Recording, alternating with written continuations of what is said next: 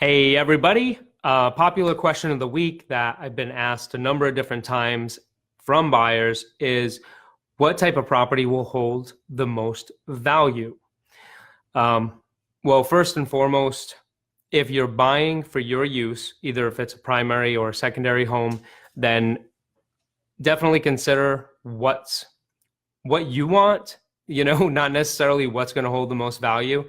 If you're an investor, then look at that more. But what I will do is go over some of the key things that people are looking for in a property and what will probably not change because it hasn't changed for the past 15 years that I've been in business.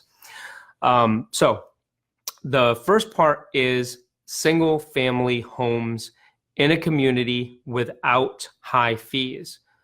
What I mean by that is you have some communities where fees are, $300 a month, and it includes irrigation, cable, landscape, stuff like that.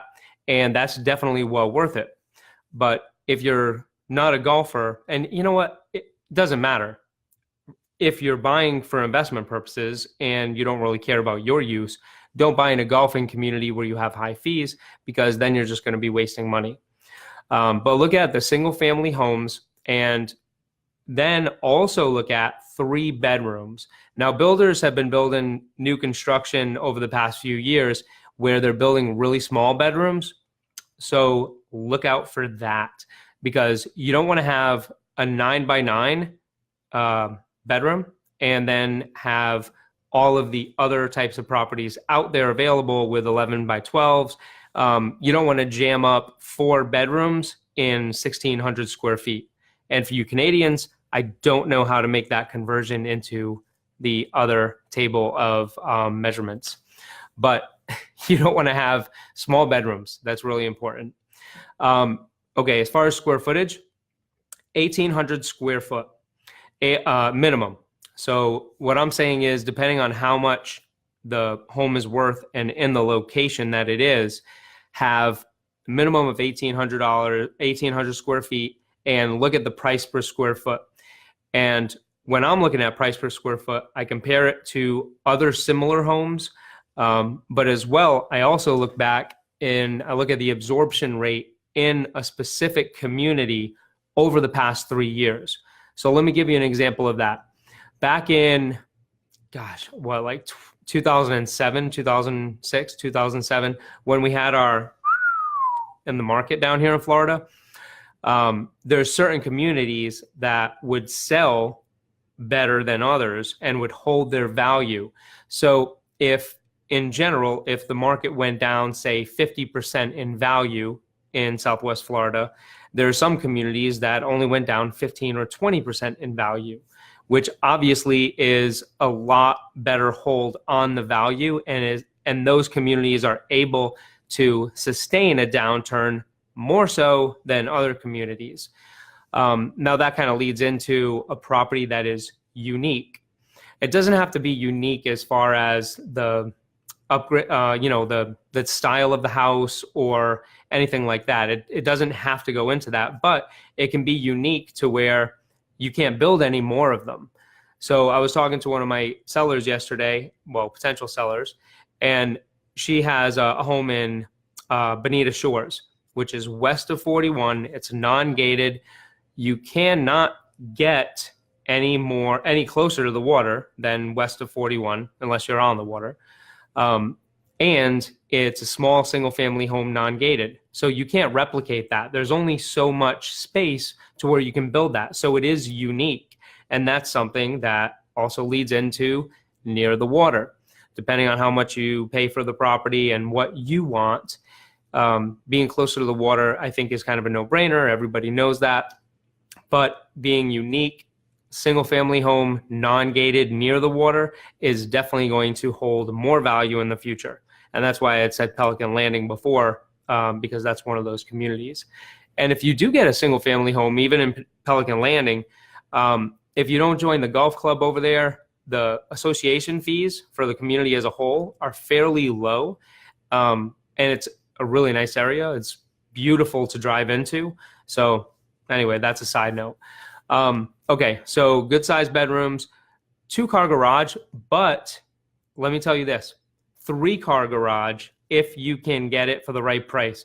So I know I've been talking about Bonita Landing a lot lately, and it's just a low amenity community on Bonita Beach Road, not far from the beach, new construction. But the thing that I love about it and my clients love about it is that low association fees, low amenities, and you can get a 3-car garage for a very reasonable price.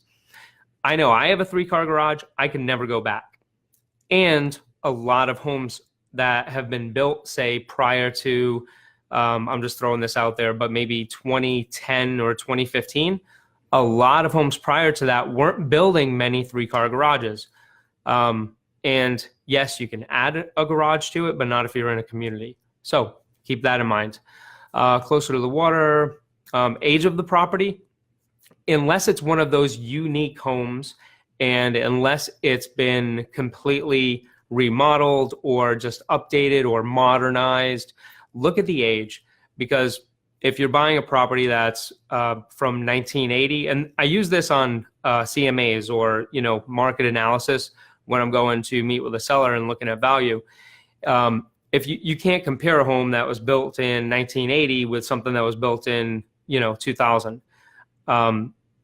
So it's what people are looking for. People don't want old, especially since you can get new. So what people are going to want for resale in the next few years, I'm going to say, is going to be the newer homes, because there is so much new construction still being built.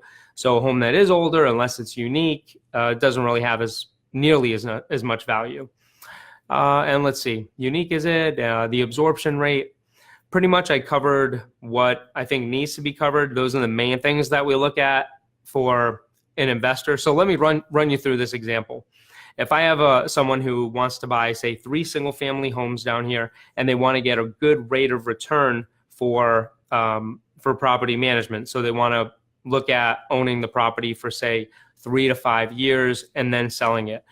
I can't forecast what the return's going to be in regards to, appreciation or anything like that. But what we can look at is what we just discussed, the complete desirability of what likely won't change. And then we'll calculate what the purchase price is. So say the purchase price is $300,000 and the rental rate is $2,000 a month. Well, 2,000 times 12 is 24,000. We'll take the purchase price of 300,000, and then we'll throw in all the expenses and figure out what rate of return he or she can get on that property, and figure out where they're going to end up. That's it, pretty much. That's what's going to be desirable. If you want to know any list of homes that could be desirable, if you're looking to invest in a property, or if you want any info on Pelican Landing, Bonita Landing, or any of the other stuff, just go ahead and either shoot me an email or comment or send me a direct message, and I'll get it to you. Okay, have an awesome day, guys.